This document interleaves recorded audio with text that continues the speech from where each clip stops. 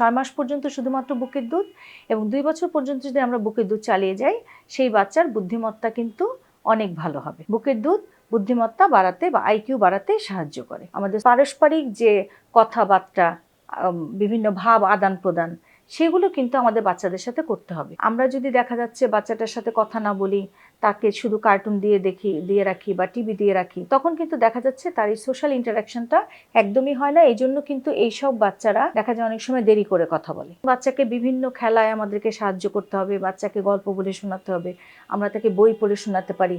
তখন দেখা যাবে সে বিভিন্ন প্রশ্ন করবে, এতে তার বিভিন্ন বুদ্ধিমত্তাটা বিকশিত হবে এবং তাকে বিভিন্ন মানুষের সাথে মিশতে দিতে হবে। আমরা যেমন এখন দেখা যাচ্ছে যে আমরা ঘরের মধ্যেই থাকে বাচ্চা, তো আমাদের চেষ্টা করতে হবে বাচ্চাটাকে বাইরে অন্য বাচ্চাদের সাথে খেলাধুলা করার সুযোগ করে দিতে, যাতে তার সোশ্যাল ইন্টারাকশনটা ভালো হয় এবং এগুলো কিন্তু তার বুদ্ধিমত্তা বাড়াতে অনেক সাহায্য করে।